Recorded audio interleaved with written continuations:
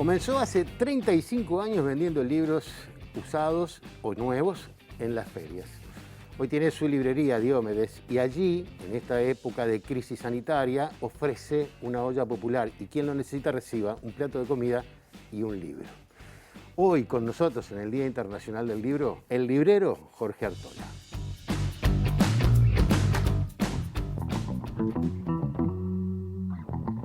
Yo nací en una zona muy deprivada del país, interior rural profundo del norte de Flores.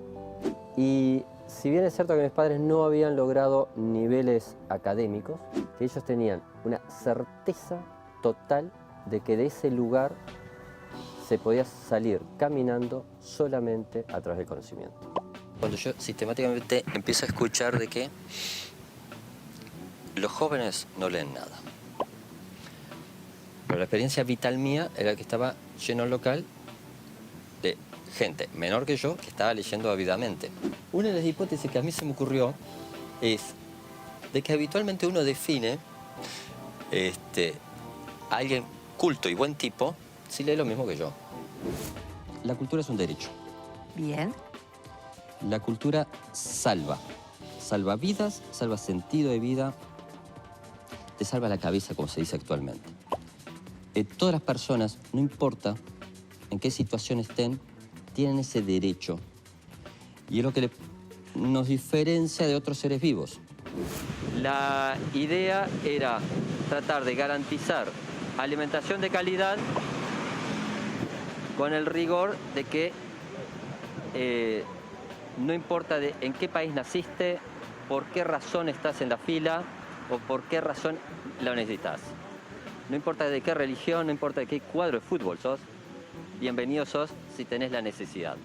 La peste mata personas. Lo que va a matar a una sociedad es la crueldad. Lo que te puede redimir es la empatía, la solidaridad. Buscar los puentes, los puntos de contacto, los lazos, algunos visibles, algunos invisibles, entre dichas sociedades, para entender de que el otro es mucho más hermano nuestro de lo que habitualmente estamos acostumbrados a pensar.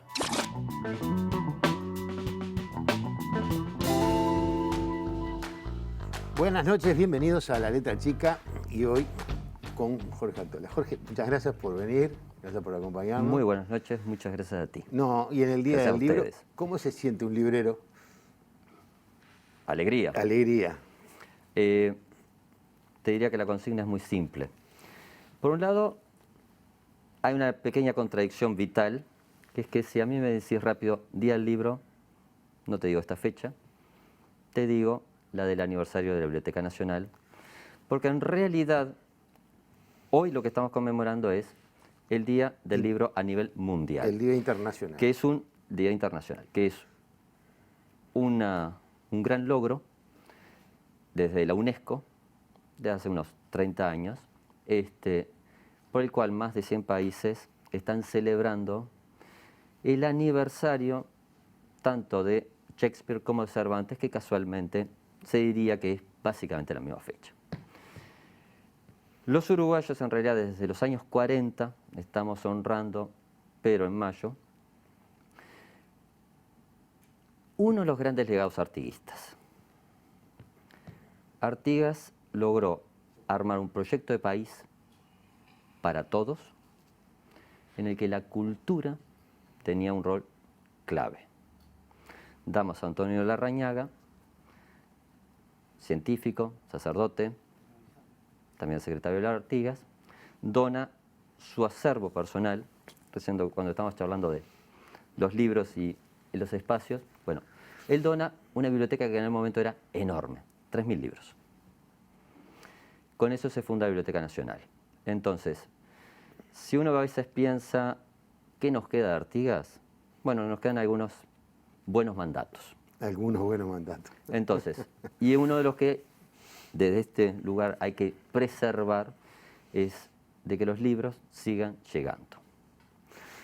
Vos sos un hombre que naciste en el interior. Sí. ¿Y no fuiste a la escuela y tuviste que leer? ¿Es así? ¿O en algún momento no sí. fuiste a la escuela? No. Gran parte, mi escolarización, desde el punto de vista formal, asistí 2 años a una escuela rural para poder tener el pase al liceo. Antes, por razones de distancia y de salud, en realidad me enseñaron mis padres a leer y a escribir en un contexto bastante alejado de todo y en el que los libros eran muy escasos, muy apreciados y que eran un rotundo norte en personas que no habían podido estudiar, pero siempre habían anhelado estudiar y siempre había quedado esa decisión de que sus hijos, más allá de los avatares económicos, que hubo demasiados, pudiéramos tener ese regalo. Entonces, yo siento que ese es el regalo de mi padre esto. Mirá. Que solamente hizo 3er año de escuela. Pero entendió que vos tenías que... Sí. Que mis hermanos y yo... En esa generación había muchos padres que sí, se había que trabajar. Que había que darle a sus hijos sí. educación. Entonces, un elemento que yo diría que es significativo, positivo de nuestra identidad nacional, es que miles de familias tenían rotundamente claro de que había una posibilidad de construir un mañana mejor y que ese mañana mejor pasaba por el trabajo, por el estudio, por la constancia de tener un marco cultural, que la cultura abría puertas, que la cultura te abría la posibilidad del encuentro con otras personas. Que posiciones políticas, de fútbol, etcétera, todo eso se charla. Lo importante era tener un lenguaje con el cual entendernos con el otro.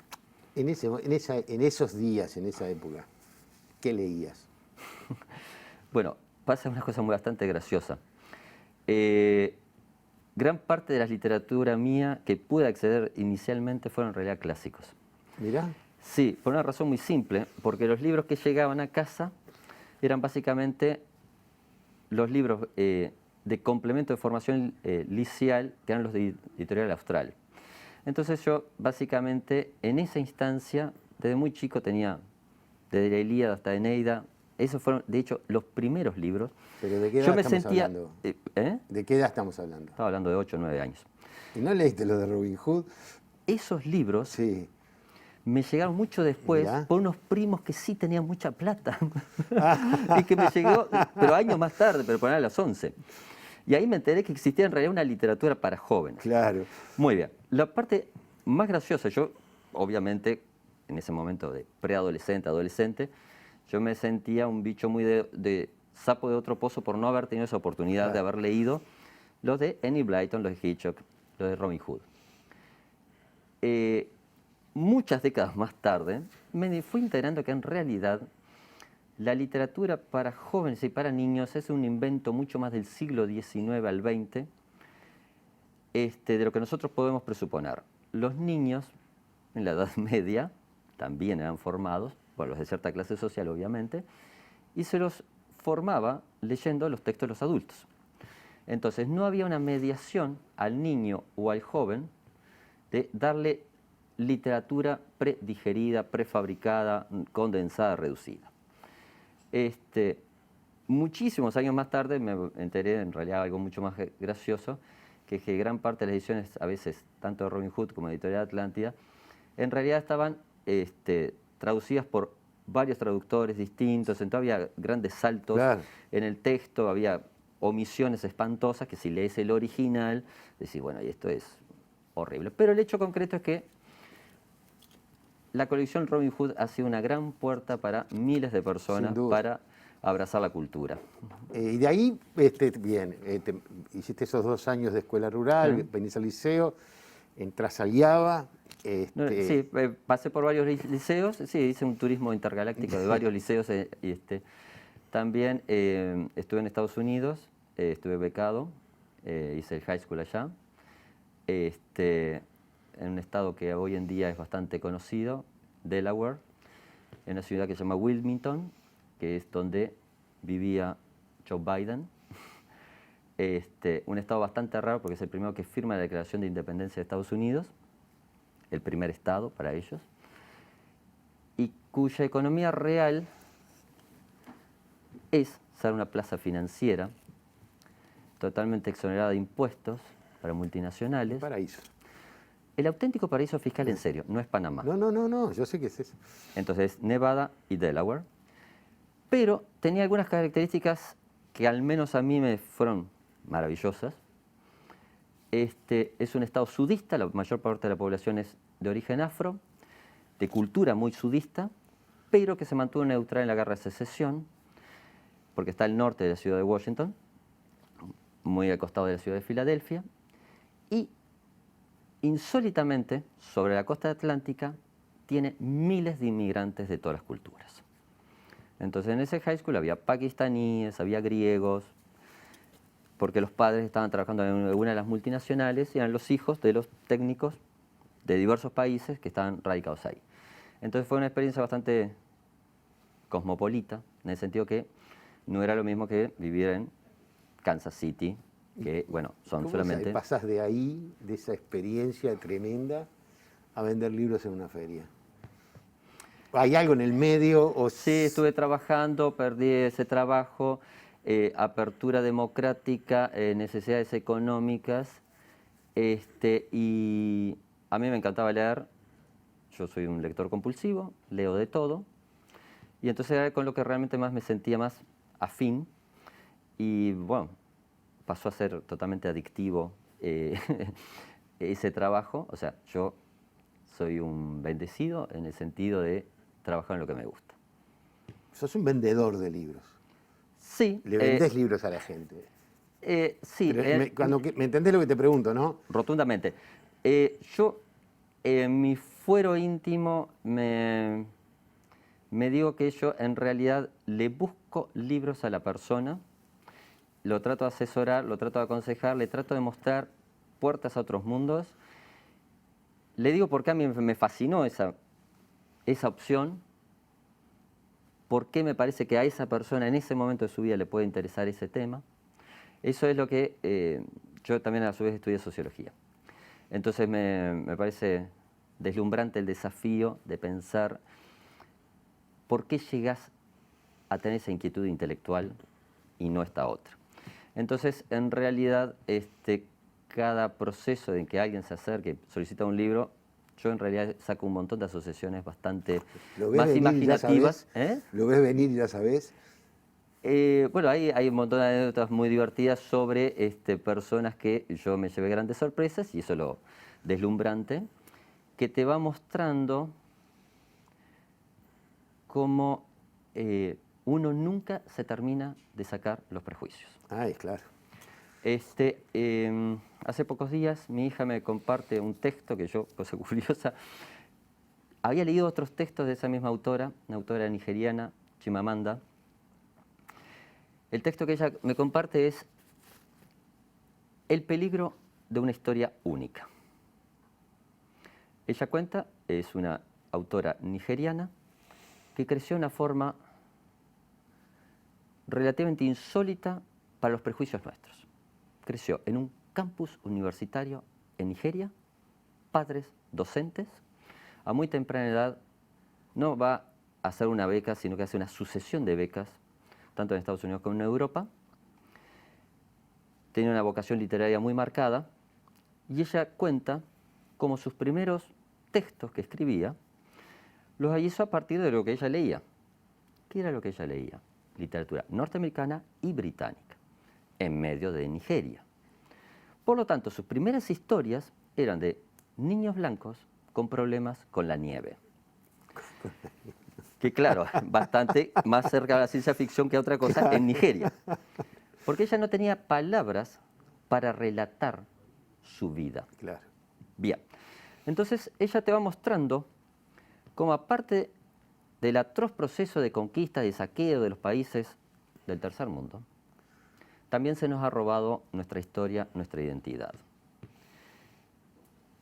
Y ella, que esas cosas las tenía básicamente claras, porque es de lo que ella escribe, ella vive la mitad del año en Estados Unidos y la mitad del año en Nigeria. Cuenta con un determinado momento, empieza a seguir con bastante interés el tema de migratorio y del muro entre México y Estados Unidos. Bueno, obviamente lo que leía todos los días era como los feroces narcotraficantes trataban de introducir no solamente drogas, sino asesinos seriales en Estados Unidos. Por cosas del destino, viaja a México. Ve niños jugando, ve gente riendo, ve parejas tomadas de la mano, ve gente trabajando. Muy parecido a sus hermanos nigerianos. O sea que y a la ella le da historia no mucha era- vergüenza, Claro. mucha rabia, siendo una privilegiada, porque ella era una privilegiada, haberse creído ese discurso hegemónico de los países centrales.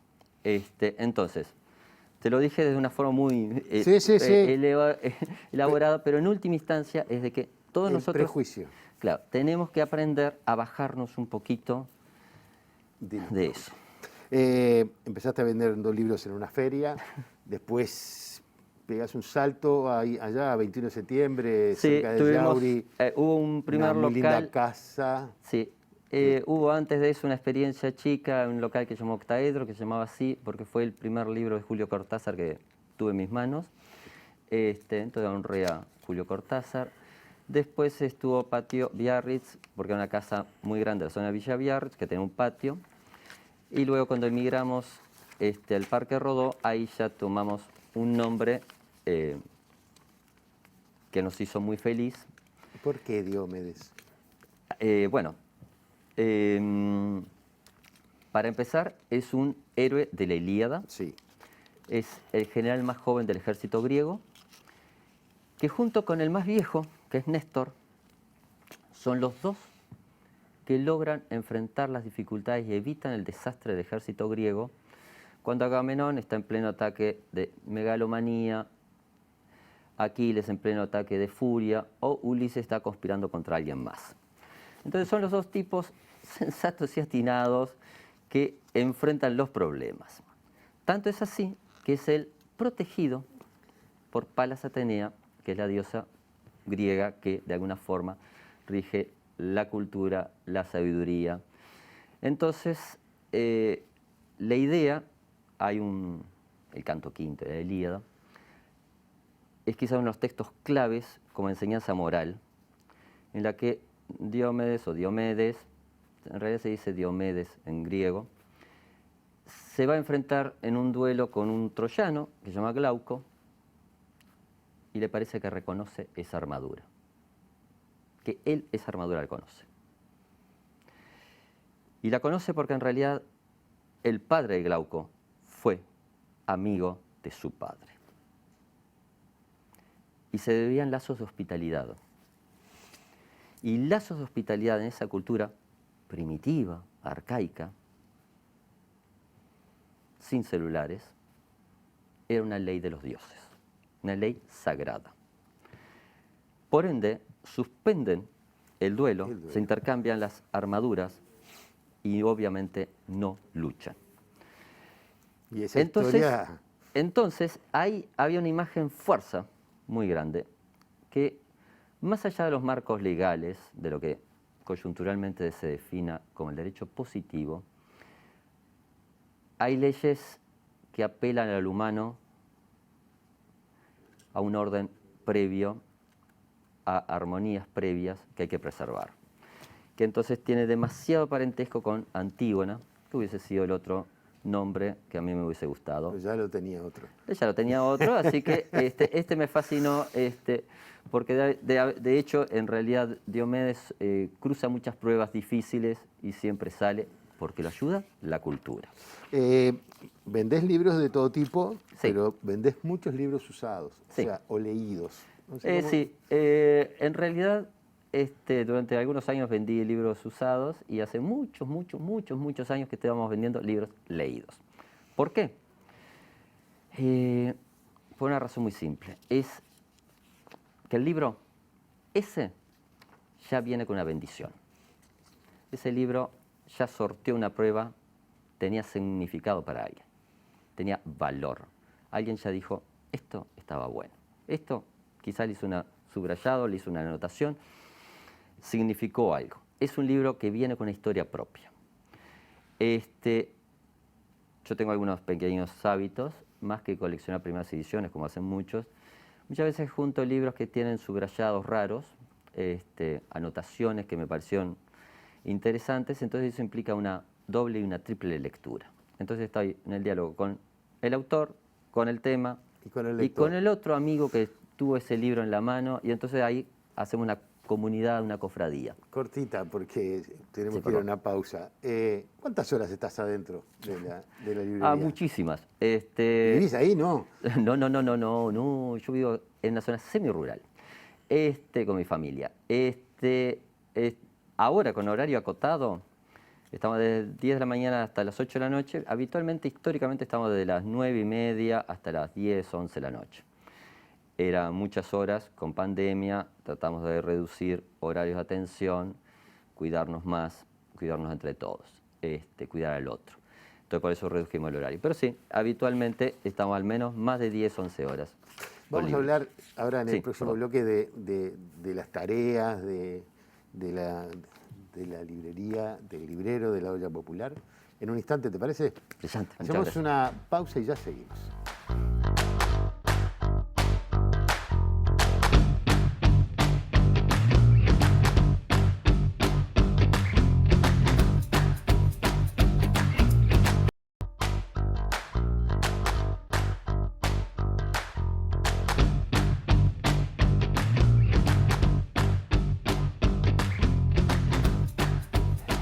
Bien, seguimos conversando en este Día Internacional del Libro. Ya aclaramos en el primer bloque tu postura sobre el Día Uruguayo del Libro, con Jorge Artola, librero.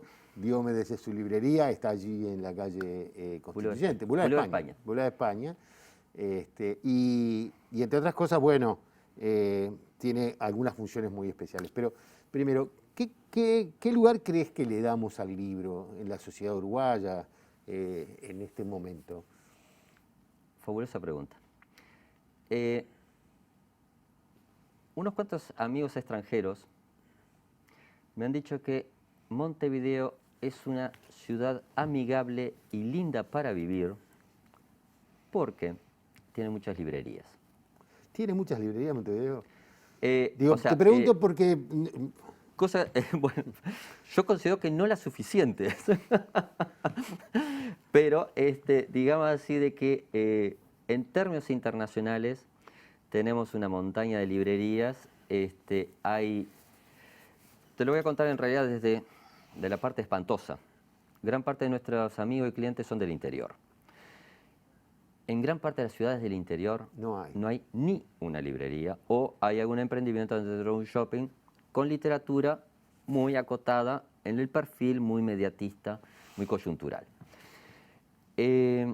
Vos en Montevideo te caminás y te encontrás toda una calle que está en la baja llena de librerías y empezás a caminar 3 cuadras para un lado, 4, 5, 7.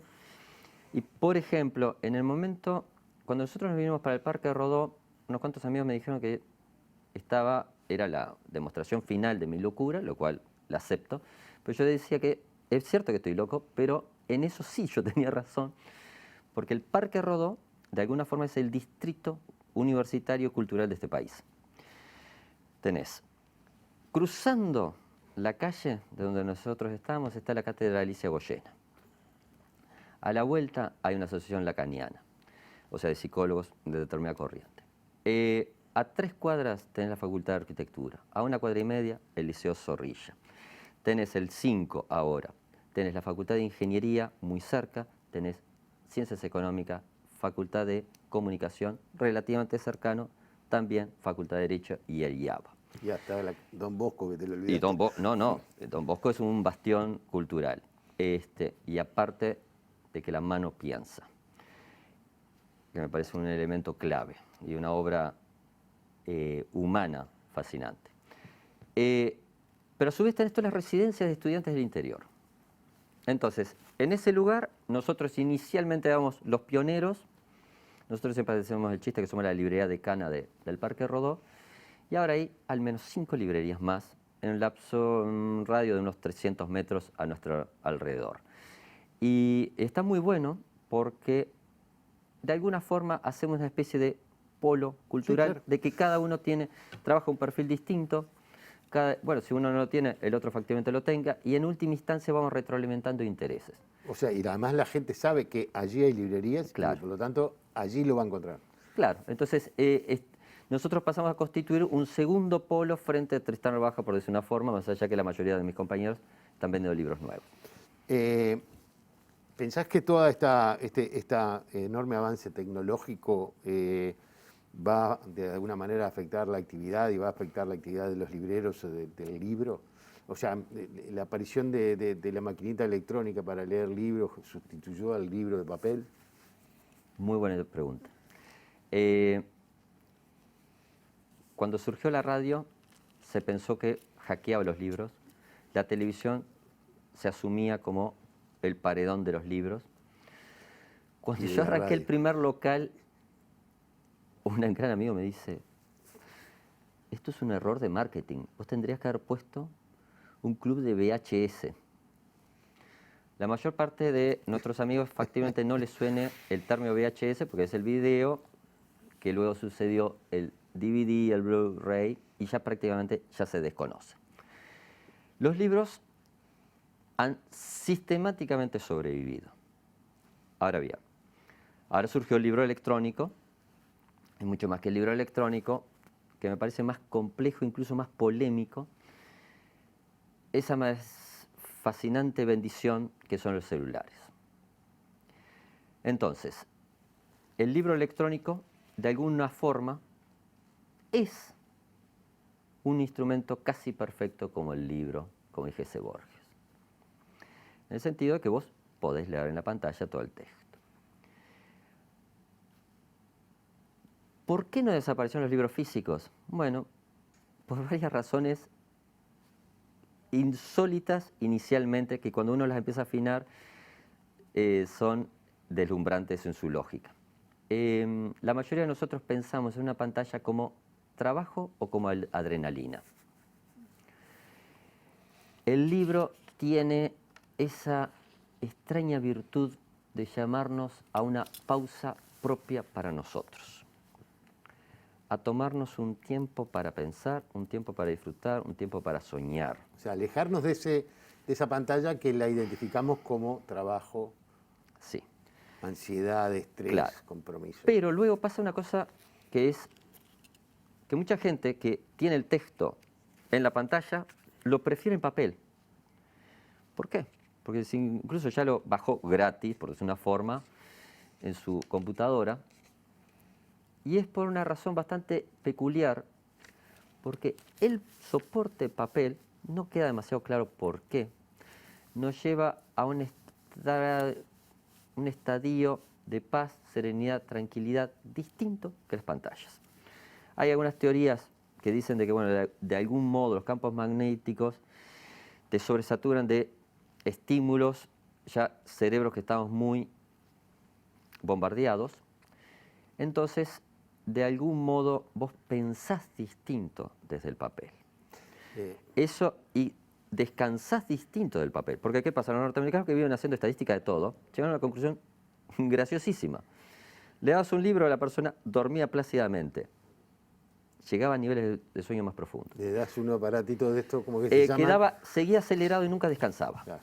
Entonces, por eso la gente se llevaba, y las sociedades desarrolladas tienen el Kindle y tienen el libro físico. Hablando de eso, de tecnología, también hay un cambio, por lo menos hay una oferta diferente en el tipo de librería. Sí. ¿No? Hay librerías más tecnológicas, menos libros, sí. otra forma de exponerlos. Sí. Bueno, nosotros somos... Ustedes son todo lo contrario, ¿no? Sí, nosotros somos el grito de la independencia, de las buenas viejas tradiciones que no hay que cambiar necesariamente.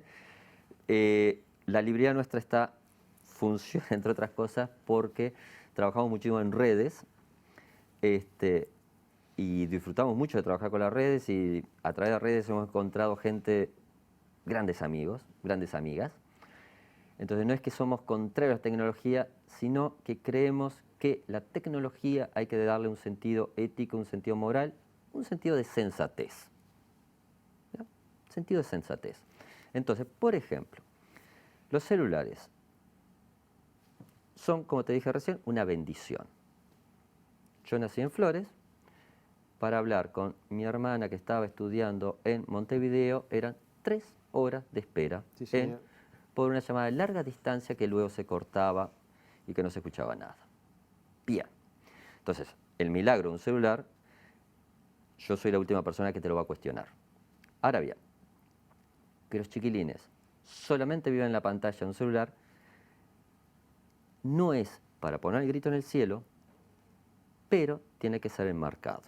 Entonces, reivindiquemos una vez más el rol de las familias, de los padres, del tío, del abuelo, de la abuela, que le muestre que existen otras cosas aparte de la pantalla y la virtualidad y de esa ansiedad. Ahí hablaste de tema de celulares, hablaste de tema de libros. También se puede considerar que el libro en papel es algo que escapa a ese control que todos sospechamos que tienen sobre nosotros los que tienen las empresas de celulares, los Facebook, Twitter, todo eso. Muy buena pregunta esa. A veces se ha planteado en el local debates, bueno, ¿pero a vos te parece que en 10 años vas a seguir sobreviviendo con la librería? O sea, olvídate de la pandemia, o sea, en términos de la hecatombe de este país en este momento, del planeta en este momento. Olvídate de eso. Suponete que esto no hubiese existido. Igual tu rubro está bombardeado sistemáticamente. Bueno, yo diría que libros van a seguir habiendo, libreros van a seguir habiendo, por una razón muy simple, porque en Estados Unidos, ¿quién va a ser tan arriesgado de pasar su número de Mastercard, por ser una tarjeta, para comprar el Corán en Amazon? Hay una temática de que los grupos tecnológicos continuamente, más que vender objetos, trafican con tu información. Claro. Y a partir de ahí te bombardean. La librería independiente, bueno, en realidad somos felices con que vos encuentres el libro que te gustó. Lo que haces con el resto de tu vida, bien por vos lo que haces con tu vida. No es nuestro negocio eso. Nuestro negocio es tratar de conseguirle puertas a otros mundos, punto y aparte, que me parece mucho más sustentable desde el punto de vista ético que andar persiguiendo a la gente, vendiéndole cosas que no necesita. Hace un rato decías que algunos amigos, no sé, alguien te decía que estabas loco de poner una librería donde la pusiste y otros que te decían el libro va a desaparecer. Sí. Y una de las cosas que se afirma es los jóvenes no leen. Error total. Y por lo tanto los libros van a desaparecer. Error total. Yo te puedo decir con alegría, con optimismo, con certeza, que los jóvenes leen muchísimo más que las generaciones previas. Que las generaciones previas. Incluso, te lo voy a decir desde un lugar muy menor, que es, si saga que convirtió a alguien que tenía ingresos muy magros en multimillonario, es Harry Potter. Harry Potter se vendió básicamente a niños y adolescentes. Vamos a saltearnos los debates de Harold Bloom sobre la calidad literaria de Harry Potter. Yo, de hecho, considero que es un muy buen libro. El hecho concreto es que los chiquilines hoy te leen un libro de 300, 400, 500, 600 páginas. El tema es que la lectura siempre fue un fenómeno de minorías, no de minorías económicas. Sí, minorías intelectuales. De minorías de gente que, incluso más, no, te lo diría, hay gente que le gusta leer, hay gente que no le gusta leer. Y nunca los que nos gusta leer fuimos la mayoría, o sea, como partido político seríamos un fracaso total. Pero el hecho concreto, no, porque aparte cada uno tiene una teoría distinta, seríamos con 500 alas y fracciones, sería muy complicado el Congreso. Sería muy divertido, pero sería muy complicado. Entonces, el hecho concreto es que los jóvenes leen mucho más. ¿Sabes por qué? Porque las tasas de alfabetización crecieron, las tasas de matriculado en escuelas, liceos, universidades crecieron. Claro. Entonces, hoy Uruguay tiene la bendición de tener muchísimos más universitarios que la década del 60. lamentablemente tenemos prácticamente la misma población, de 3, habremos pasado 3.600.000, 3.800.000, y de 10.000 estudiantes tenemos 100.000 estudiantes universitarios que están leyendo para empezar. Claro. Pero no solamente ellos leen el resto, lee la gente, ellos son activadores de inquietudes, de temas. De hecho, gran parte, y esto es algo maravilloso que a mí me pasa, que mis hijos, qué cosa curiosa, tienen perfiles totalmente distintos, mucho más científicos, vienen y me traen temas, ideas, que vuelcan a que yo en algún momento trato de escuchar, trato de entender y me activan otro tema. Entonces, sí, perdón. No, termina. Nosotros, lamentablemente, como sociedad, tenemos una visión muy negativa en términos estructurales de la juventud. Hay un autor que me gusta mucho, que siento mucho orgullo de que sea uruguayo, que fue Rodó. El Ariel está dirigido a la juventud americana, pero a la juventud. Entonces, los tipos que realmente soñaron y construyeron un mundo mejor, apostaron sistemáticamente por la juventud, y yo creo que hay que apostar mucho por esta generación. Tenemos que asumir las responsabilidades del mundo que le estamos dejando, ¿sí? Eso sí es claro. No es que lo arreglen ellos, no. Bien, intentamos hacer lo que pudimos con esto. Este es el tema. Me gusta mucho que los chiquilines están manejando muchísimo mayor nivel de información que la que yo manejaba a esa edad, muchas veces con mi compañera psicóloga, y hacemos muchos chistes sobre lo maravilloso que es que nuestros hijos están manejando información infinita, claro, al costado de lo que nosotros manejamos en ese mismo momento. Y nos hace muy feliz. Hablando de jóvenes, también hay muchos competidores jóvenes, o sea, han aparecido libreros jóvenes en ese ¿cómo fue que lo definiste el lugar? El Distrito Cultural. El Distrito Cultural Parque Rodó, competidor de la feria de Tristán Narvaja. Sí. Hay libreros jóvenes. Sí, y es la bendición. Yo hace muchos años fui a una reunión en la que un representante de una multinacional se refirió, en una organización que estaba muy bien realizada, muy ampulosa, y la charla era de que los libreros éramos como los osos panda. ¿Estaban para desaparecer? Eso. Éramos simpatiquísimos, nos estábamos claramente extinguiendo y nadie sabía para qué servíamos. ¿Y nadie qué, perdón? Sabía para qué servía un oso panda y mucho menos un librero. Bien, ¿por qué? Porque el algoritmo de Amazon o la multinacional que fuese lo iba a pasar por arriba. Obviamente ese gerente de esa multinacional estaba haciendo un mandado de desmotivar competidores independientes. Es así. Después yo en algún momento de mi vida viajé a España y ese tema era uno de los temas que se charlaba en un congreso de libreros y editores independientes. Entonces, cuando yo veo librerías abiertas por parejas jóvenes, por un chiquilín joven, siento, 1, alegría, 2, orgullo, 3, tranquilidad. ¿Por qué? Porque significa de que hay gente que va a estar luchando porque este mundo sea un poquito mejor. Va a estar garantizando que haya puertas para un mundo mejor. ¿Y no hay más libreros de valija? Aquellos que qué iban al laburo, sí, claro, y me vendían, y de hecho, me traes tal libro, y la semana que venía te dejaba el libro, si no estaba, después lo venía a cobrar. De hecho, yo soy una cruza rara porque a muchos amigos, especialmente en estas épocas oscuras, les llevo un bolso de libros, se lo dejo en el hall del edificio para que se lo suban al apartamento, para temática de seguridad, para que lo miren tranquilos. Lo hago continuamente. La pauta de que antiguamente al lugar de trabajo iba el librero, etcétera, se fue dejando, o que visitaba casa por casa, se fue dejando, entre otras cosas, por la famosa persecución de la temática de seguridad. Entonces era muy difícil acceder a la puerta de alguien que vos no conocías. Entonces, llevar muchos libros era muy complicado para la columna. Yo tuve grandes amigos que se dedicaban a ese rubro y bueno, claro, era algo que podía sostener algunos años de tu vida, no muchos más. Aquello eran pesados. De hecho, en realidad eso está asignado también por un momento político. Y te voy a recordar una página... En la dictadura había muchos vendedores de libros, entre otras cosas, porque no tenían trabajo. Y era Y una te lo voy a salida. decir con un nombre propio.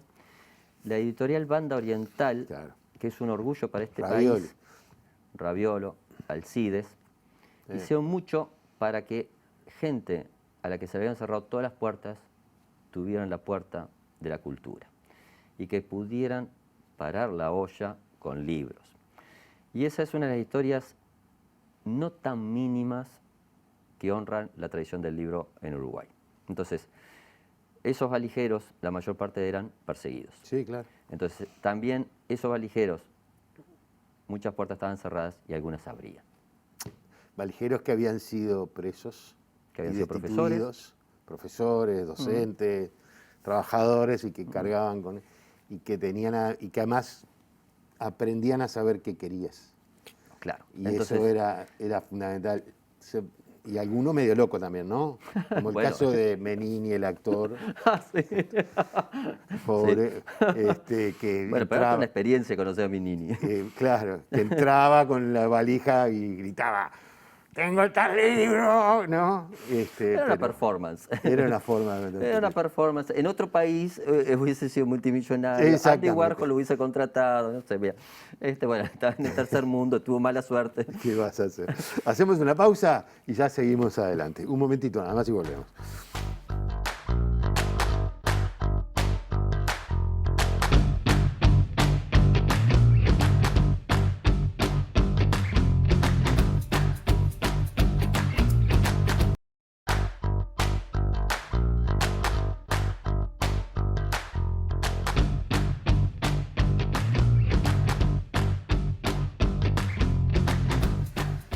En el Día Internacional del Libro seguimos conversando con Jorge Artola, librero, ese título librero.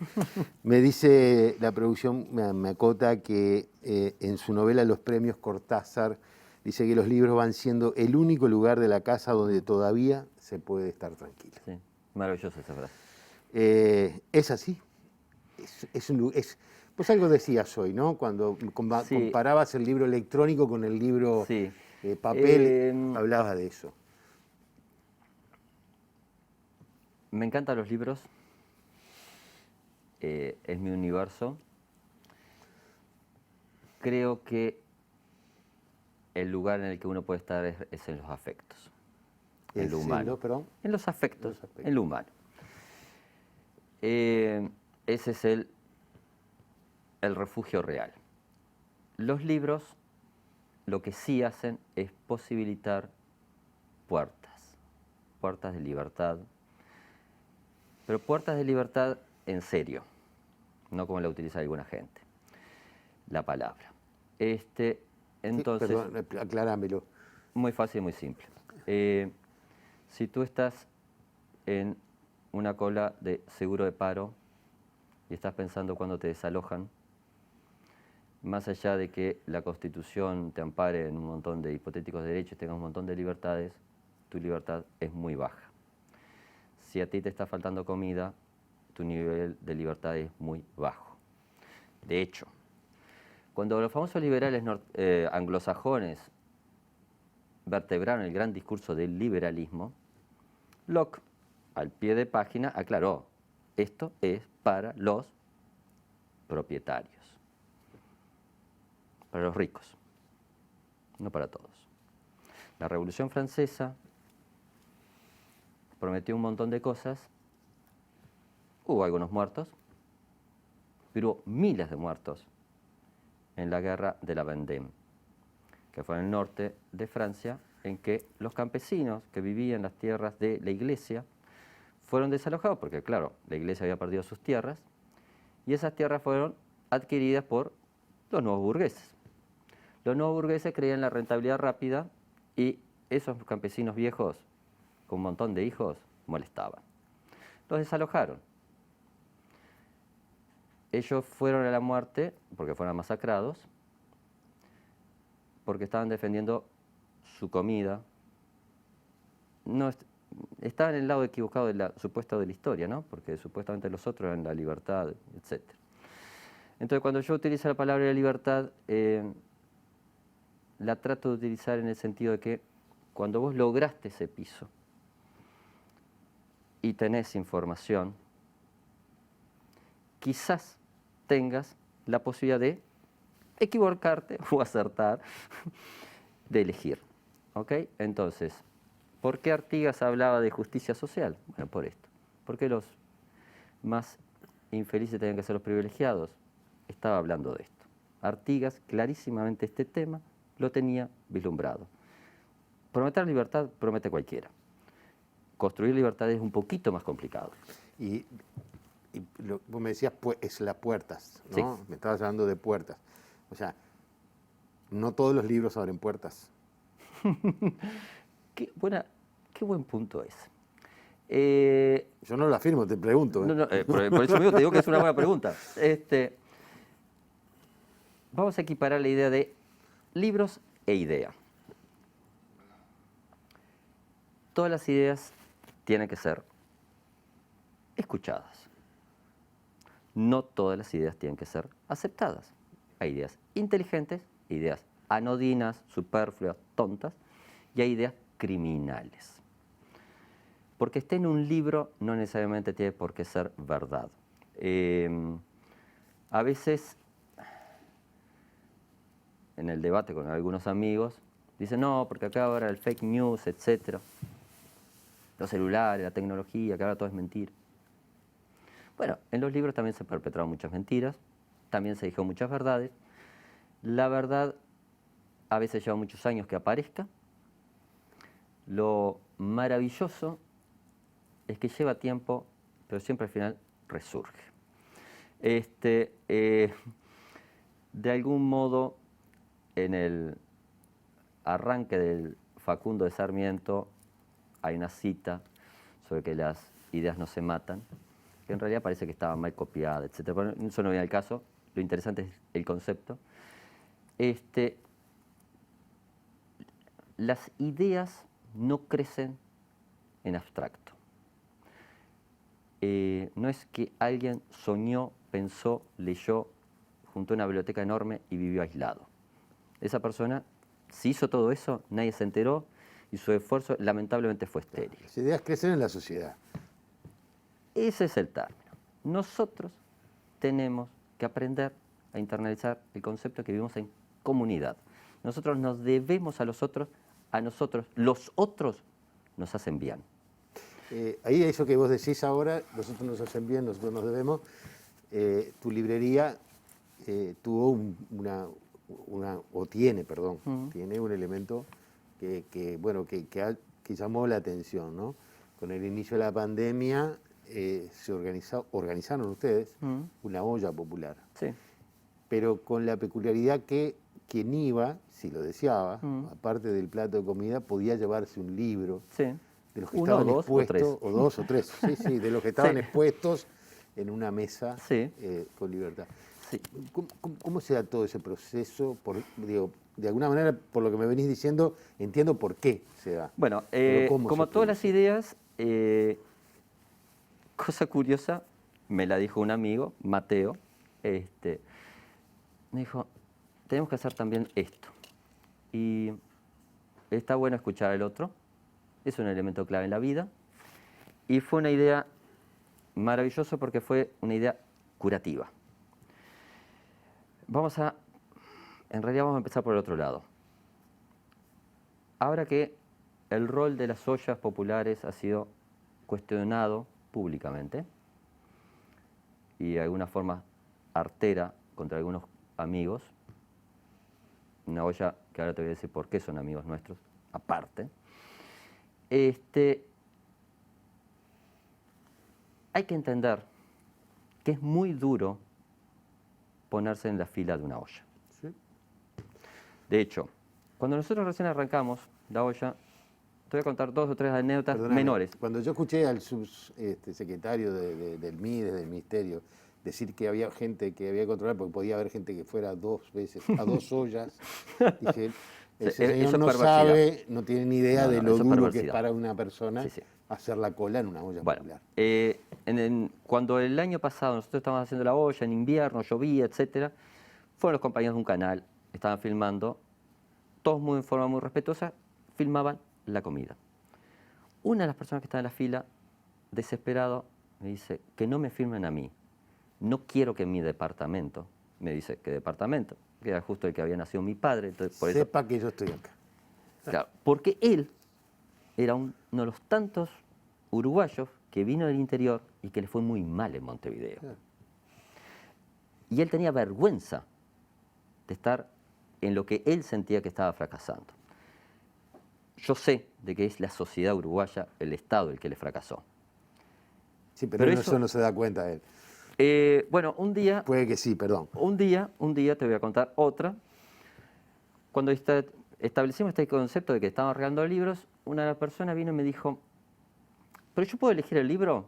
Le digo, sí, no, pero capaz uno distinto, porque yo estoy buscando un tema. Si te puedo ayudar. ¿Sobre la pobreza en Uruguay tenés? Le dije, sí, tengo. Dame un rato que te consigo. Le conseguí 2 estudios sobre la pobreza. Uno de la década del 60, otro sobre la del 2000. Se lo di, diciendo, bueno. Olla siguiente. Viene y me dice, mirándome a los ojos, yo necesitaba saber por qué éramos pobres. Entonces, vos estás enfrentando el dolor de mucha gente. Entonces hay que aprender a respetar a esa gente. Ya no solamente hablemos de hacer una comida digna, una comida decente. Respetá el dolor de otros uruguayos o de extranjeros. De hecho, teníamos un montón de venezolanos. De los habitantes de nuestro país, porque hoy hay que hablar así. Las personas que están en esa nuestro país. Aprende a respetar ese dolor. Antes que nada. ¿Podés ayudar? ¿No podés ayudar? Ok, son opciones. Yo vengo de una matriz en el que tengo una matriz judeo-cristiana muy fuerte, más allá de mi opción, si soy agnóstico, ateo, o me acerco al catolicismo, no, o es judaísmo. Desde la noche de los tiempos, el mandato es ayudar al prójimo. No le preguntes por qué tiene el problema que tiene. ¿Lo podés ayudar? ¿Sí o no? Si lo estás ayudando, bien. En el judaísmo, en la Torah, hay una frase imborrable. Si salvás una vida, salvás un mundo. O sea, ya está todo dicho. Entonces, si uno tiene la posibilidad mínima, con errores, con cosas que se pueden perfeccionar, de hacer algo, lo tenés que hacer. Hay gente que se acerca continuamente a ayudar, eso es lo bueno que tiene esto.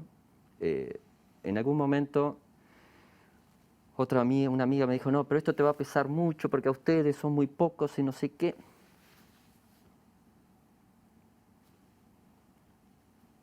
Alguna de las mejores alegrías de mi vida la tuve aquí, haciendo esto. ¿Por qué? Porque hubo gente que logró enseñarme cosas. En el primer día que nosotros entregamos comida, en marzo del año pasado, la habíamos hecho con 2 amigos más, un apartamento, un guiso ahí, que se había hecho con mucho amor, pero bueno, era el primero que hacíamos. Una persona que sabíamos que estaba obviamente en situación de calle, había aceptado, deja de comer, deja porción, se va caminando a su carrito y vuelve con un paquete de lentejas. Compañero.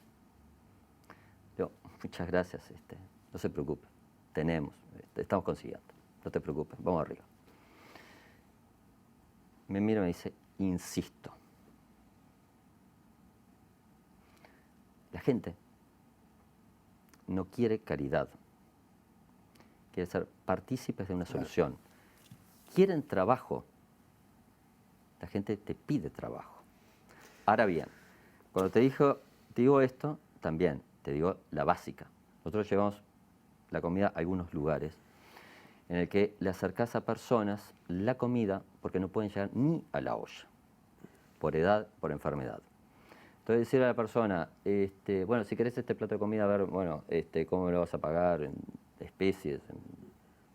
Sería algo que sería una burla sangrienta, claro, que mi padre realmente me recriminaría hasta la noche de los tiempos. El otro día cuando estuvo María Inés Ogaldía con nosotros, dijo que la cantidad de cosas que estamos sufriendo con esta pandemia, la cantidad de problemas psicológicos, etcétera, de sociedad, se sale con cultura, se sale con libros. Sí. Con libros lo digo yo. ¿Se sale con libros, se sale con cultura? Te voy a decir algo. De esto se sale con decisiones políticas que apunten a que esto no se repita de este modo. Dentro de todas esas decisiones, obviamente la cultura es un elemento clave, pero si dejamos cerrar todos los boliches chicos de este país, si no hacemos nada por generarle fuente de ingresos a los 100.000 nuevos uruguayos pobres, si no estamos haciendo algo para recontratar en la sociedad uruguaya, bueno, no nos quejemos dentro de algunos muy pocos años. O sea, o se hace un trabajo, te lo voy a decir de otra forma, fácil. Reforma artiguista, reglamento de tierras. Priorizaba. No me digas de qué raza sos. Si sos negro, si sos criollo, si sos mestizo, si sos indio. ¿Querés trabajar? Va a haber un trabajo.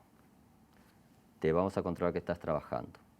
Vas a tener algo tuyo que te haga sentir digno de que tenés un lugar en la banda oriental. Había exonerado de impuestos los libros. Era un contrato social en el que, por eso es revolucionario, no era para los hijos de los comerciantes ricos de Buenos Aires que hablaban en inglés y en francés. Era para los gauchos, era para todos. Entonces, tiene que haber un recontrato de inspiración rotundamente en eso que está inscrito en la historia de nuestro país. O sea, no te estoy diciendo nada raro. O sea, sí, te entiendo perfectamente. En el que está asegurado estructura de trabajo, estructura de ingreso, estructura de acceso a la educación. Entonces, no solo con los libros, no. No. Porque... Pero sin los libros también es no. No, o sea, es una condición necesaria, pero no suficiente. Sí. Entonces, García Lorca decía, bueno, la elección entre el pan y el libro. No, tenés que tener las dos. Tenés que tener el pan, tenés que tener el libro, tenés que tener un hogar, tenés que tener un trabajo, tenés que tener una dignidad, tenés que tener orgullo también de vivir en este país. Te voy a pedir que me la contestes así, bien cortita, porque nos tenemos que ir. Hoy es el Día Internacional del Libro. Me estuviste hablando de Artigas, voy a ir a la librería y quiero comprar un libro sobre Artigas. ¿Cuál me recomendás hoy? Insólitamente, te voy a recomendar un libro que se editó en 1950, que recopila una treintena de trabajos que te pueden llegar a sorprender, porque estaba desde Maggi y Flores Mora, hasta París y Odone, hasta Narancio. Son 30 perspectivas distintas sobre cada ángulo de lo que había sido el proceso artiguista. Se editó en el aniversario de su fallecimiento y fue una edición hecha en papel de diario, muy humilde, pero que gran parte de todos estos temas que estuvimos charlando están manejados. Lo interesante, por muchos orientales, algunos marxistas, otros muy tradicionalistas. Narancio, de hecho, fue ministro de dictadura. Pero todos, de alguna forma, abrevaban y todos, de alguna forma, eran interpelados. Yo diría, algunos con mayor éxito, otros con menor éxito, pero el hecho concreto es que lo que me pareció siempre fascinante, la capacidad de interpelación que había tenido. Entonces, esa sería la primera opción. Después hay unas cuantas más. Está bien. Pero yo te pedí una. Muy bien, Jorge, muchísimas gracias por habernos acompañado. Muchas gracias a ustedes por haber estado del otro lado de la pantalla en este Día Internacional del Libro. Queríamos hablar con un librero y volvemos el próximo lunes con La Letra Chica y el viernes de la semana que viene con la entrevista. Muchas gracias.